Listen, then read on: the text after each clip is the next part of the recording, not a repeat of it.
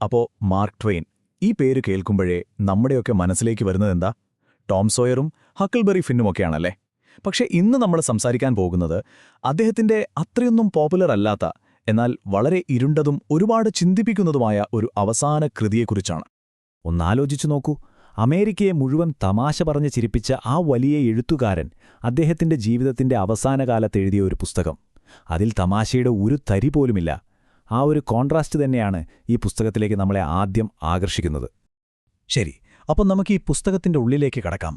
ആദ്യം തന്നെ ഇതിന്റെ പബ്ലിക്കേഷന് പിന്നിൽ വളരെ വിചിത്രവും ഇൻട്രസ്റ്റിംഗുമായ ഒരു ചരിത്രമുണ്ട്. നമുക്കതൊന്ന് നോക്കാം. അപ്പോൾ സംഭവം ഇതാണ്. ട്വെയിൻ ഏകദേശം 1898 ഈ പുസ്തകം എഴുതി തുടങ്ങി. വർഷങ്ങളോളം അതിന്റെ പണിപ്പുരയിലായിരുന്നു. പക്ഷേ 1910 അദ്ദേഹം മരിക്കുമ്പോൾ ഇത് പൂർത്തിയായിരുന്നില്ല. അപ്പോൾ നമ്മൾ ഇന്ന് വായിക്കുന്ന ഈ പുസ്തകമല്ലേ, അത് ശരിക്കും അദ്ദേഹത്തിന്റെ എഡിറ്റർമാർ അദ്ദേഹത്തിന്റെ മരണശേഷം പല പല ഭാഗങ്ങൾ കൂട്ടിച്ചേർത്ത് ഉണ്ടാക്കിയതാണ്. ഈ പുസ്തകത്തിൽ കാണുന്ന ആ ഒരു കടുത്ത നിരാശയുണ്ടല്ലോ, അതിനൊരു കാരണമുണ്ട്. അദ്ദേഹത്തിന്റെ ഭാര്യയും 2 പെൺമക്കളും മരിച്ചത് ടോയിനിനെ വല്ലാതെ തളർത്തിയിരുന്നു. ആ ഒരു പേഴ്സണൽ ട്രാജഡിയുടെ പ്രതിഫലനം നമുക്ക് ഈ എഴുത്തിൽ ശരിക്കും കാണാൻ പറ്റും. ടോയിനിന്റെ അവസാന നാളുകളിലെ ആ ഇരുണ്ട ചിന്തകൾ എന്തായിരുന്നു എന്നതിലേക്കുള്ളൊരു വാതിലാണ് ഈ പുസ്തകം.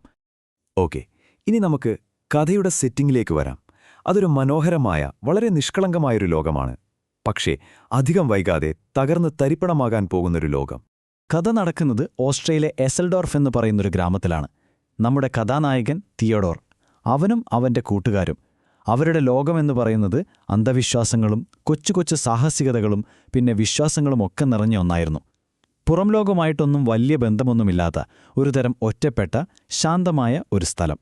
അങ്ങനെ ഇരിക്കുമ്പോഴാണ് അവരുടെ ഇടയിലേക്ക് ആ നിഗൂഢനായ അപരിചിതൻ വരുന്നത്.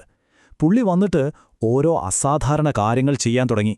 വെറും ശ്വാസം കൊണ്ട് പൈപ്പ് കത്തിക്കുക, കളിമണ്ണ് കുഴച്ച് അതിൽ നിന്ന് ജീവനുള്ള കുഞ്ഞു മനുഷ്യരെ ഉണ്ടാക്കുക, ഇതൊക്കെ അയാൾക്കൊരു നിസ്സാര കാര്യമായിരുന്നു. അവൻ സ്വയം പരിചയപ്പെടുത്തിയത് എങ്ങനെയാണെന്നോ, താൻ ഒരു മാലാഖയാണെന്ന്. സ്വാഭാവികമായും ഇത് കേട്ടപ്പോൾ ആ കുട്ടികൾക്ക് വല്ലാത്ത അത്ഭുതവും ഒരുതരം ആരാധനയുമൊക്കെ തോന്നി. അവനൊരു മാലാഖയാണെന്നൊക്കെ പറഞ്ഞു.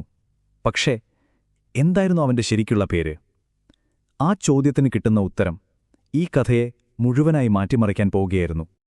അതെ, ഇവിടെ വെച്ചാണ് ഈ കഥയുടെ ടോൺ ആകെ മാറുന്നത്.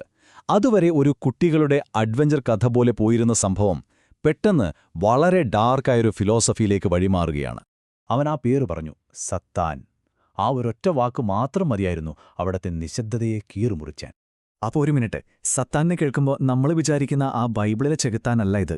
അതാണ് ഇവിടുത്തെ ഏറ്റവും വലിയ ട്വിസ്റ്റ്. ട്വെയിനിന്റെ സത്താൻ ഒരു വീഴാത്ത മാനാഖയാണ്. അതായത് സ്വർഗത്തിൽ നിന്ന് പുറത്താക്കപ്പെട്ട ആളല്ല. അതുകൊണ്ട് തന്നെ നമ്മൾ മനുഷ്യർ പറയുന്ന നന്മ, തിന്മ, ശരി, തെറ്റ്, ഈ കൺസെപ്റ്റുകളൊന്നും അയാൾക്ക് ബാധകമല്ല. അയാൾ ഈ തിന്മയുടെ പ്രതീകമൊന്നുമല്ല, മറിച്ച് നമ്മുടെയൊക്കെ ഈ ധാർമ്മിക ചിന്തകൾക്കപ്പുറത്തുള്ള ഒരാളാണ്. ഇയാളുടെ സ്വഭാവം എന്താണെന്ന് മനസ്സിലാക്കാൻ ഒരു സീൻ മാത്രം മതി.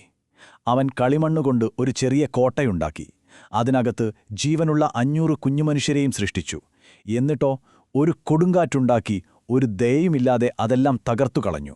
ആ കുഞ്ഞു മനുഷ്യർ നശിച്ചത് കണ്ട് കുട്ടികൾ കരഞ്ഞപ്പോൾ അവൻ വളരെ നിസ്സംഗനായിട്ട് പറഞ്ഞതെന്താണെന്നറിയുമോ? ഓ, അതൊന്നും സാരമില്ലെന്നേ, നമുക്ക് ഇനിയും ഒരുപാടുണ്ടാക്കാമല്ലോ എന്ന്. ആ ഒരൊറ്റ ഡയലോഗിലുണ്ട് എല്ലാം. മനുഷ്യന്റെ വികാരങ്ങൾക്കോ ജീവന് തന്നെയോ അവനൊരു വിലയും കൽപ്പിക്കുന്നില്ല. ഇനി മുതലാണ് ഈ പുസ്തകത്തിലെ ഏറ്റവും പ്രധാനപ്പെട്ട ഫിലോസഫിക്കൽ ഭാഗങ്ങളിലേക്ക് നമ്മൾ കടക്കുന്നത്. ഇവിടെ സത്താൻ മനുഷ്യന്റെ സ്വഭാവത്തെയും നമ്മുടെ സമൂഹത്തെയുമൊക്കെ ശരിക്കും കീറിമുറിച്ച് പരിശോധിക്കുകയാണ്. സത്താന്റെ പ്രധാനപ്പെട്ടൊരു വാദം ഇതാണ്: മനുഷ്യന് ധാർമ്മിക ബോധം അഥവാ മോറൽ സെൻസ് ഉണ്ട്. നമ്മളൊക്കെ അതൊരു വലിയ ഗുണമായിട്ടാണ് കാണുന്നത്. പക്ഷെ സത്താൻ പറയുന്നത് അതൊരു കുറവാണെന്നാണ്. മനുഷ്യൻ കാണിക്കുന്ന ക്രൂരതയ്ക്കും യുക്തിയില്ലാത്ത പ്രവൃത്തികൾക്കുമെല്ലാം കാരണം ഈ ഒരൊറ്റ സംഭവമാണത്രേ. അപ്പോൾ എന്താണ് ഈ ധാർമ്മിക ബോധം? ശരിയും തെറ്റും തിരിച്ചറിയാനുള്ള നമ്മുടെ കഴിവ്.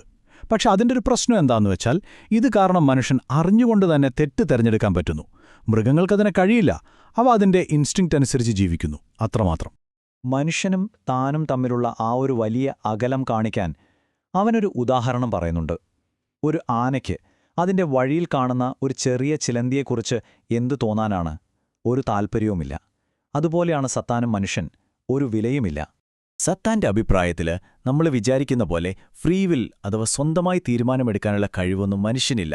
അതൊക്കെ വെറും തോന്നലാണ്. നമ്മുടെ ഓരോ പ്രവൃത്തിയും നമ്മുടെ ജീവിതം മുഴുവനും ജനിക്കുന്നതിന് മുമ്പേ തന്നെ എഴുതിവെച്ച ഒരു സ്ക്രിപ്റ്റ് പോലെയാണ്. അങ്ങനെ കഥ അതിന്റെ ക്ലൈമാക്സിലേക്ക് എത്തുകയാണ്. ട്വെയിനിന്റെ ഈ ഫിലോസഫിക്കൽ യാത്ര നമ്മളെ കൊണ്ടെത്തിക്കുന്നത് ശരിക്കും ഞെട്ടിക്കുന്ന ഒരു തിരിച്ചറിവിലേക്കാണ്.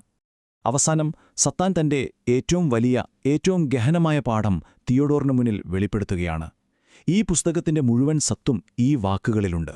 തിയോഡോർ മരണത്തിന് ശേഷമുള്ള ജീവിതത്തെക്കുറിച്ച് ചോദിക്കുമ്പോൾ സത്താന്റെ മറുപടി ഒരൊറ്റ വാക്കായിരുന്നു: മറ്റൊന്നുമില്ല. അത് ഒരു തുടക്കം മാത്രമായിരുന്നു. തിയോഡോറിന്റെ അതുവരെയുള്ള എല്ലാ വിശ്വാസങ്ങളെയും തകർക്കുന്നതിന്റെ തുടക്കം. പിന്നാലെ വരുന്നു ആ വലിയ വെളിപ്പെടുത്തൽ: ഈ കാണുന്നതൊന്നും യഥാർത്ഥമല്ല. ഈ ലോകം, ദൈവം, മനുഷ്യർ എല്ലാം വെറുമൊരു സ്വപ്നമാണ്. ആരുടെ സ്വപ്നമെന്നറിയുമോ? നിന്റെ മാത്രം സ്വപ്നം. നീയും നിന്റെ ചിന്തകളുമല്ലാതെ ശൂന്യമായ ഈ പ്രപഞ്ചത്തിൽ മറ്റൊന്നുമില്ല. അപ്പോ സാത്താനോ? അയാളും യഥാർത്ഥമല്ല. സാത്താൻ പോലും നിന്റെ ഭാവനയുടെ ഒരു സൃഷ്ടി മാത്രമാണെന്ന് പറഞ്ഞ് അവൻ ശൂന്യതയിലേക്ക് മാഞ്ഞുപോകുന്നു. ആലോചിച്ചു നോക്കൂ.